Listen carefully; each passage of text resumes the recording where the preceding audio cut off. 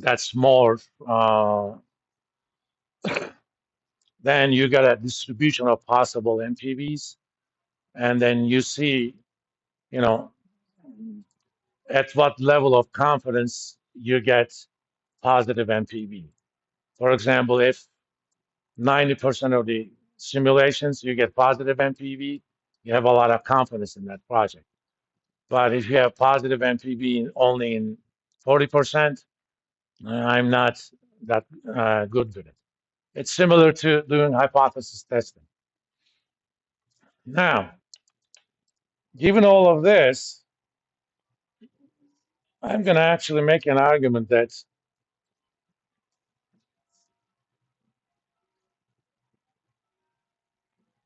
even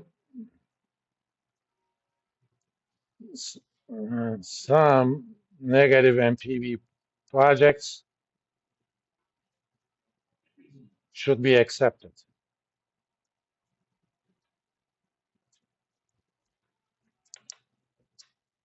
And for that purpose, let's kind of go to this. This is our worst case scenario, right? In the worst case scenario, I'm going to get negative 220. The trouble is, right now, I don't know which of these scenarios I'm going to get. In the first year, right now, my current estimate is I'm going to sell 600,000. That's my base case scenario, right? And under the base case scenario, I'm going to make money. And all this is based on my statistical model using marketing survey. But the first year, I'm going to find out if we actually overestimated our cases. And first year comes along, we sold only 500,000. Of course, if we sell 500,000,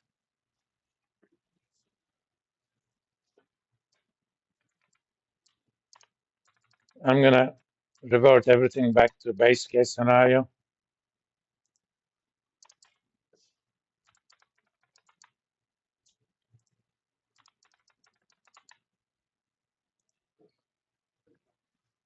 So if I overshot my sales estimates by 100,000, the MPV is negative 35. Okay, it's not too negative, but it is still negative. But is there anything after year one that actually forces me to go on with the project? Because after year one, I realized, okay, we took a bet, and our stats people misled us. For example, if I am right, 1 year from now, we're going to find out that our tuition revenue actually declined. Okay. Of course, EKU is not run as a business. It should be, but it's not. They're not going to do anything about it. But if it was run as a business, we could say, okay, we can be we can treat this as a scientific fact. This policy is going to make us lose money. How about we go back to 18? That means even though I'm thinking, we're going to do this for the next 10 years, we could be man enough or woman enough to admit that we were wrong. How about we change this policy? You can do that in a business. You say, okay, we were wrong. We overestimated our sales by a factor of about 16%, given how high the elasticity is. That's, 16 times 7.5 is what? 15 times 4, that's 30%. So I overestimated my MPV by 30% by that alone. But there is nothing that stops me from continuing with that project. Suppose there is no cost to continuing this project. I'm not going to do this for all of it, but let's kind of do it.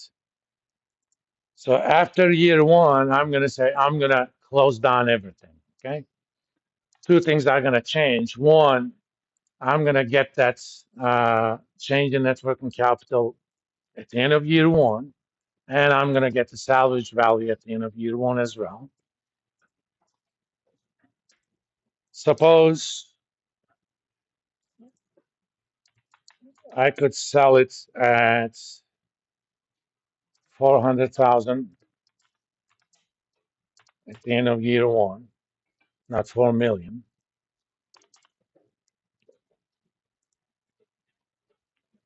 So these are going to be zeros.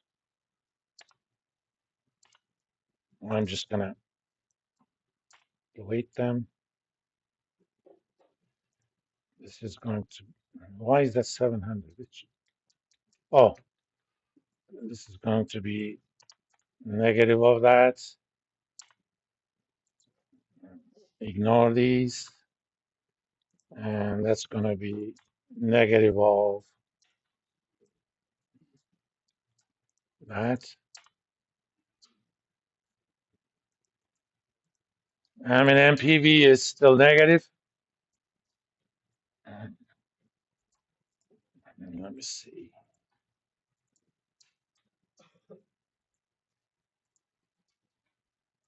No, that's not 700. That should be 500, right?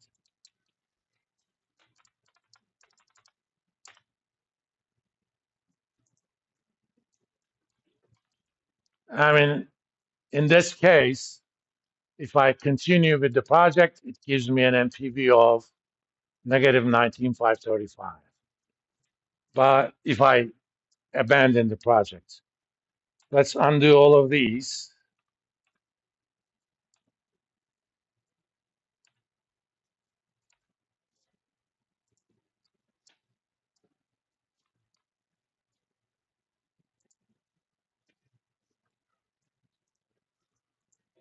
This should be 300.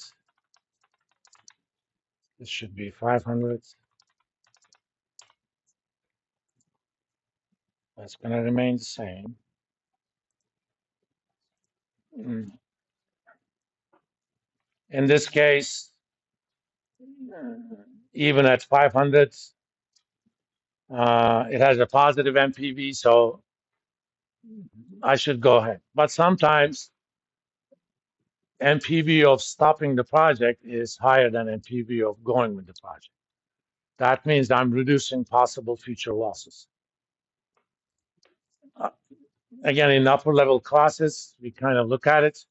Next year, I'm going to actually change the book since we're going into 14-week semester. I'm going to do this class at a little bit a higher level. In fact, I'm going to spend some time on these, decision trees and stuff.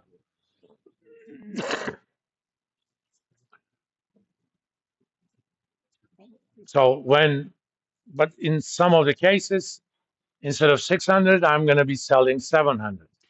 So I'm keeping the 700s, but in some of the cases, when the sales are a lot less than I thought they would be, it will be optimal for me to abandon the project, which means even some negative MPV projects can be accepted because that option to abandon has value.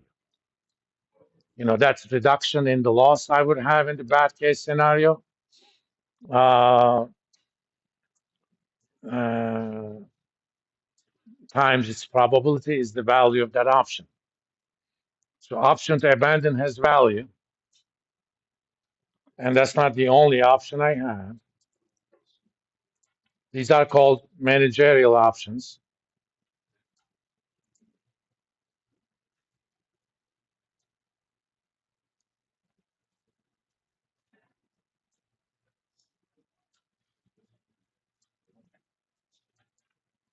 You also have option to expand.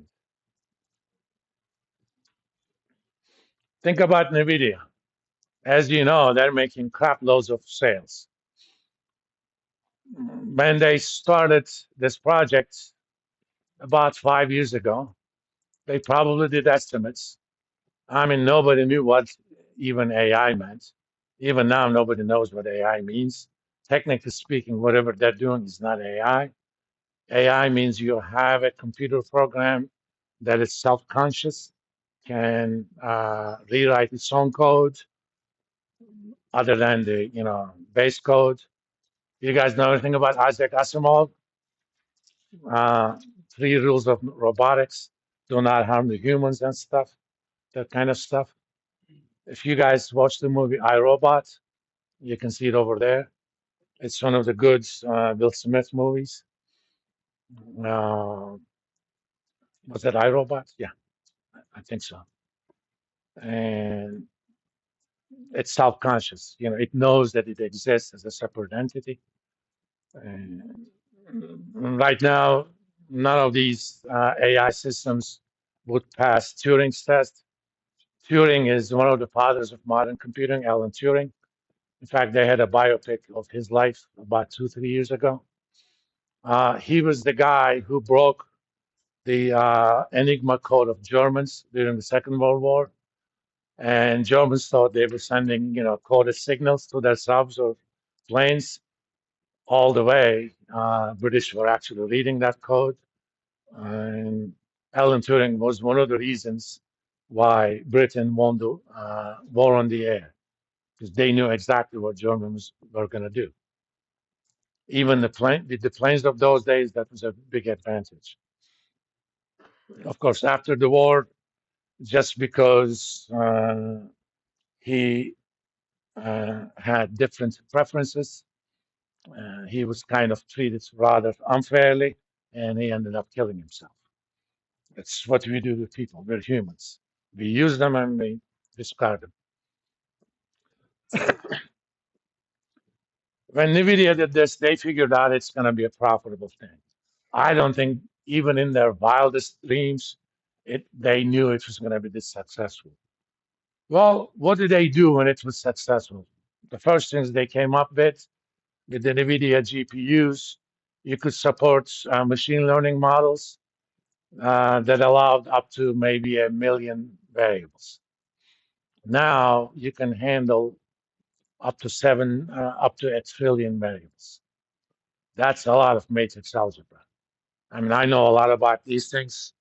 Back when I took statistics, they were called neural network models. They were much simpler, but we didn't have the computing power to use them for big data and stuff. Now we do.